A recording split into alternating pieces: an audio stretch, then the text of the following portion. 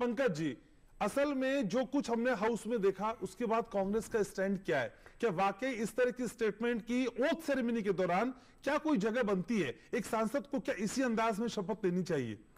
देखिए, इसके दो पहलू हैं और मैथिली जी ने भी बहुत तेज स्वरों में बहुत कुछ बोला है। मैं उस तरीके से बहस नहीं करना चाहता। मैं बस विदेश नीति के मामले में इस देश में हमेशा एक एकता रही है और अभी मई में संयुक्त राष्ट्र महासभा में फिलिस्तीन को उसका सदस्य बनाने के लिए जो मतदान हुआ उसमें भारत फिलिस्तीन के पक्ष में वोट दे गया है। यही नहीं, 1974 में पहली बार जो गैर अरब देश भारत था जिसने फिलिस्तीन को मान्यता दी है।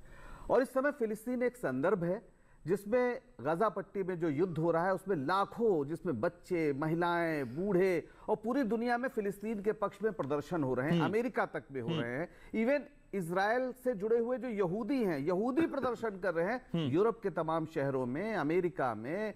और ये इस समय फिलिस्तीन एक अलग मसला है। तो और भारत एक, नहीं सर, मुझे बताइए सर, मैंने कहा कि साथ साथ चलेंगे। आपने फिलिस्तीन का सर मुझे बताइए एक मौका, फिलिस्तीन की इतनी बड़ी पैरवी कर रहे हैं सर, फिलिस्तीन में कौन कौन शामिल है? ये हमास भी शामिल है, फिर तो हिजबुल्लाह भी शामिल है। आप भारत सरकार से बात करिए, हम भारत सरकार के साथ आप बोल रहे हैं सर, आप बोल रहे हैं, आप उनके दर्द को जिस तरीके से सर ग्लोरीफाई कर रहे हैं, घनश्याम जी, मुझे बड़ा अफसोस है। नहीं, आप हमास और हिजबुल्लाह की भी आइडेंटिटी बताइए सर। फिर बिल्कुल नहीं, बिल्कुल गलत है। बिल्कुल हमास हो, ये आतंकवादी संगठन है, पर फिलिस्तीन की जनता की बात करते हैं ना, नहीं तो फिलिस्तीन की वो बात करते हैं। इससे क्या होता है? हिजबुल्लाह बात करता है, क्या होता है? इसका मतलब फिलिस्तीन तो फिर भारत सरकार भी हमास के समर्थक है क्या?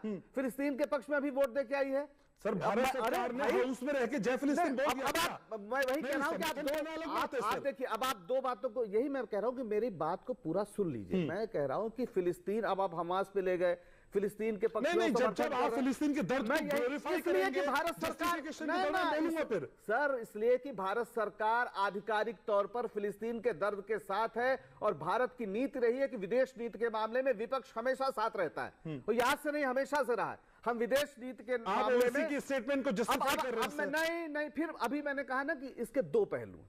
एक ये फिलिस्तीन का मामला है, हमें जानना चाहिए पूरे देशवासियों को कि भारत सरकार, मोदी सरकार, एनडीए सरकार, जो कह लीजिए, सबको वो सरकार और विपक्ष दोनों फिलिस्तीन के पक्ष में है। भारत पहला गैर अरब राष्ट्र है जिसने फिलिस्तीन को मान्यता दी, नंबर एक।